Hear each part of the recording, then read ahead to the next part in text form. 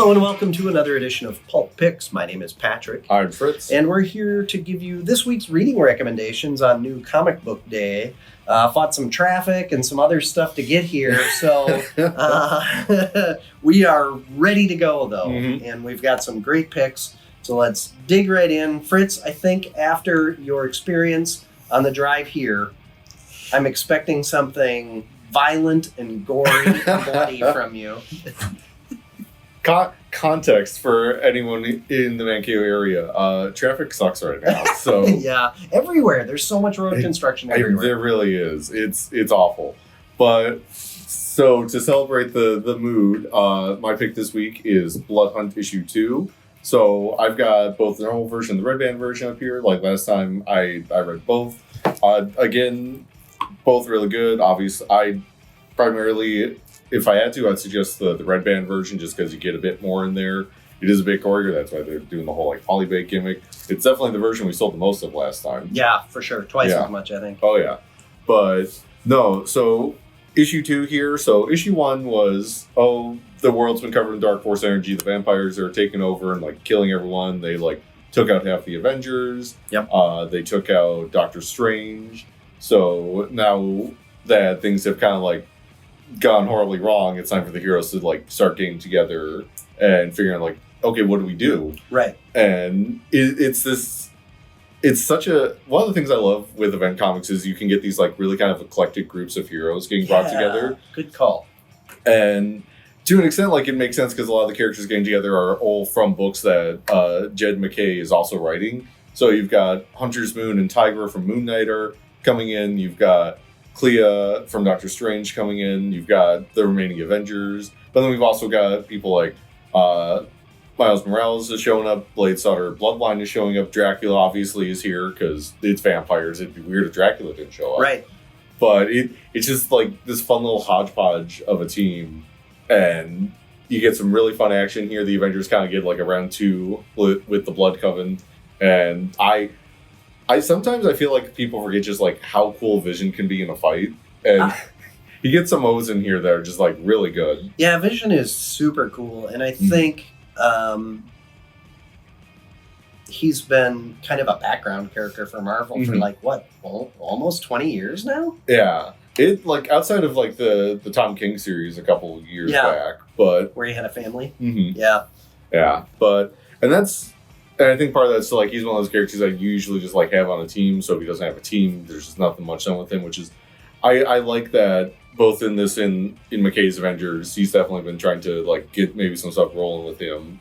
I think he's done a great job with a lot of the kind of more background Avengers characters, particularly Vision. Yeah, but we get a little more insight in this issue into like the big plans of the main villain. I won't like spoil who that is just yet. But if you read issue 1, you definitely know, or if you read the most recent issue, Doctor Strange. Yeah, they're starting to get some hints of like, okay, this isn't maybe like exactly like it is who we think it is, but maybe not entirely them kind of deal. Yep. But no, it's great. The art, we were talking about this just beforehand. Pepe Larraz is like absolutely gorgeous stuff. I'm going with the red band version just because you get a bit more. There's like alternate art and extra like stuff tossed in, like a way a character gets taken out, similar to the first issue, is a bit different between the two versions.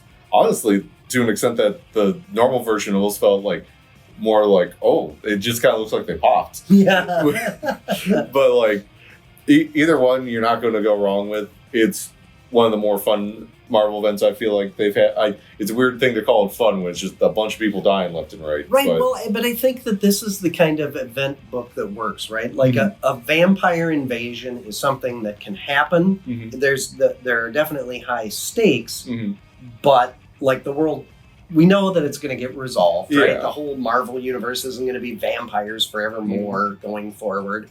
But after the resolution of it, things can go back to normal. So it's one of those things where you get to take the toys out of the toy box and have a lot of fun playing with them, but it's easy to put them back in again. Some of the events, they're so out there that's not the case. And I really like how the first issue was Punch, You know, it was kind of a sneak attack surprise type thing, and this second issue is counterpunch. This is the heroes kind of reeling and regathering themselves and getting prepared for what they're finally starting to understand is happening. Yeah, very good.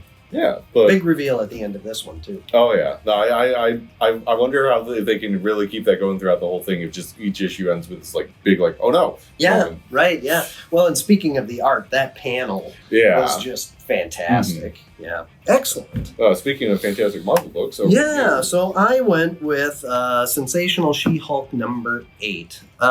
For me, Rainbow Rowell has been Rowell. Is that how you pronounce it? Yeah. Has been just crushing it on, what is this, the second volume or third volume? Second volume. So this is basically, I don't know, what did the first one go, like 12 issues or something like that? Like so this is like the 20th issue, really. Yeah. So Jack of Hearts and She-Hulk went on a destination date together to outer space. As you do when you're a superhero. As one does, yeah. And, you know, of course, shenanigans happened. And a character that showed up, I can't even remember if it was at the beginning of this volume or the end of the last volume, but there was this this space terrorist who was trying to blow up New York. Oh, boy. Yeah, so, and they bump into him again, and Jack's ex-girlfriend. Bum, bum, bum. You know, so what I really like about this book is it gets the balance between action, because there has certainly been action throughout these 2 volumes of it. But we're really focusing in on the human side of Jennifer Walters. And by that I mean how it feels to be a superhero who, you know, was given powers by mistake and who was, you know, a successful person all on her own. She became a lawyer, you know, so I mean, but then to have failed very publicly, you know, at points in her superheroing career, and to always kind of been, I don't know, you know, kind of like a second tier superhero. Yeah. She's always kind of, you know, a later addition to a team, Fantastic Four or Avengers or whatever. And, you know, so how do you cope with that level of scrutiny and, you know, your own personal doubts and everything? And so her friend group, her peers, and now in her romantic life with Jack, all of those doubts and questions are we're getting to see them as the reader very clearly. And so it's just kind of a great human interest book on top of being fun superhero. And to me, those are always the ones. That's why characters like Spider-Man, you know, have such a draw, is because it's those personal problems that make the characters so much more relatable. And it's just fun. The art, particular, and I know that we've talked about this a number of times with She-Hulk, but the coloring in this book is just so great.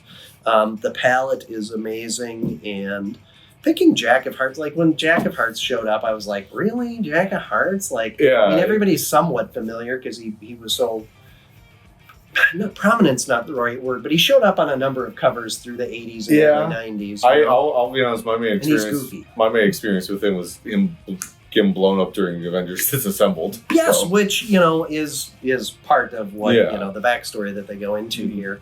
But aesthetically, it works so well with this book. And, you know, he's one of those legacy characters who's basically like, you know, he's a fresh slate. You can do whatever you want to with his personality, because that was never really a thing that anybody ever dove into. So it was a really fun book, and it's this one kind of wraps up the whole date in space story arc, and now we'll move on to something else. So it was a lot of fun. But if you haven't been reading it, I highly recommend it. It's a quick read. It's a fun read, and like I say, I love those where you get to know the character better. So. Speaking of getting to know characters better, somebody that you would not want to know in real life. Corps Commander issue 5 is our consensus pick this week. He's a psychopath. And everybody around him in this book keeps saying, this guy, be careful. This guy is crazy. I love there's the point where one character is just like, oh, as much as you terrify me, I feel much safer at least like knowing where you are in relation to me. So I'm just going to hang around. Basically, yeah. And then he completely, he's like, good. You figured it out. Yeah. I was totally going to kill you. Yeah. But so this series has been Cobra Cobra Commander sent out into the wild from Cobra Law to figure out like this like strange energy source that they have kind of like discovered from, spoiler alert, Megatron. Not really spoiler alert if you read the Free Comic Book Day comic that got put out. And through his trials and tribulations has come to acquire basically kind of like dollar store energon, which is still incredibly dangerous and potent, and has been like slowly now in the background. This issue's got kind of like a time skip from the last issue, like building up like resources until he can confront kind of like his main like, I don't know, ally is maybe not exactly the right like term so far, but yeah, it's a tenuous alliance at best. Yeah, both. We assume that both are looking to betray the other at some point in time. Yeah, basically the bulk of this issue is just kind of explaining like how someone like Cobra Commander and how someone like Destro and his like Mars company can kind of like come together and like how they benefit each other. So at the end of last issue, we were talking about this beforehand. At the end of last issue, I was really wondering like, what? This series is coming to a close with one more issue. How is Cobra Commander going to start Cobra? Because up until that point, he's just running around on his own in a swamp, being tortured by dreadnoughts. Like, what? How does he? It was so good. It was so deftly done, and the time jump was a thing for sure. But and the way that he's in his pitch to Destro, he's walking the reader through how he got to where he is, and then we also see some. Can we say where he came from at this point? I just mentioned Cobra Law. So yeah. So we also get to see it from the point of view of Cobra Law, and I really like how they're setting up the organic versus metallic life. Yeah. Getting ready to gear up and like the way this issue ends was probably like one of the most like moments like I've really any of the like Energon Universe books, because it's just like, this is definitely something new that they're doing. Yeah, and it's such a cool concept to kind of have all of these different sides potentially fighting each other.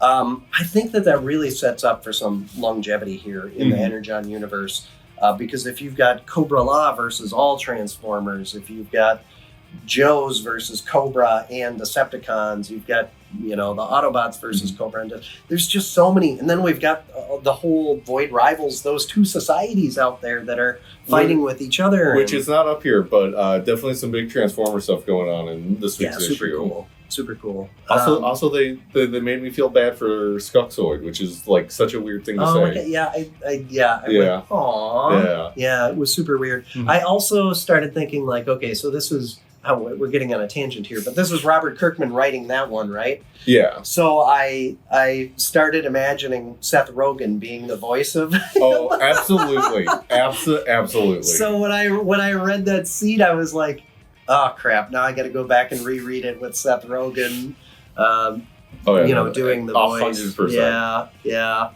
So, fingers crossed that at some point in time we get some sort of, screen, like a cartoon. This would be great. Even just straight up Void Rivals, I would be down with. But yeah, and then also in Void Rivals, they've got previews for the new Joe's comics coming. We've got a Scarlet Mini, which I think is previewed in Void Rivals, and in this we've got a preview of the new Destro Mini. Yeah, sign up for both of those right away. I mean, we're getting lots of copies in, but it's just a lot easier for you to just come in and pick it up out of your pull and hold bag.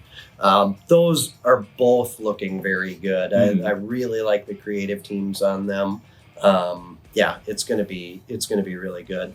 And the thing that customers have been talking about in this Cobra Commander book is that they upped the level of crazy, the level of, psychopath on Cobra Commander, to the point where you understand now how this character could run this evil organization. People are genuinely afraid of him, and that it's so good. So good. He just proves that point even further in this book. You got to read it. Mm-hmm. It's been great. Well, we've been getting some comments asking for honorable mentions and stuff. So, Void Rivals is certainly an honorable mention. Wonder Woman was excellent again. The only reason that I didn't pick it this week is because we've been picking it so consistently, but it was so good. It was, If you like cute animals being put into terrible situations, which if you do, interrogate yourself on that. But if you do, both Feral and Man's Best came out this week were also really good. The amount of dread that each issue leaves me with is just oh boy. Yeah. There is and it's a massive week. Spider-Man was one of the better Amazing Spider-Man books that I've read in a while. If you've been waiting for the final issue of Justice League versus Godzilla versus Kong, that's wrapping up. And one of the best new issues I thought was Spider-Gwen Ghost Spider. I actually really enjoyed that. The art was really good in it. Mm-hmm. The story was solid. I was not looking forward to her being in the 616 universe. It's just so crowded. Mm-hmm. They spend a lot of time talking about how crowded it is with spider peoples. Yeah. But yeah, there's a ton of good stuff to read. Not much for new indie stuff this week. There's just a couple. Mm-hmm. But a lot of heavy hitters for the three biggest publishers. So, as always, be sure to get in here and read comic books. That's the whole point of all of this. And there's so much good stuff. No matter what you're into, there's definitely at least a book or two for you. Follow, subscribe, leave your comments, and be back next week, because we will be back next week with more Pulp Picks. Yeah. So, thank you for joining, and enjoy the reading.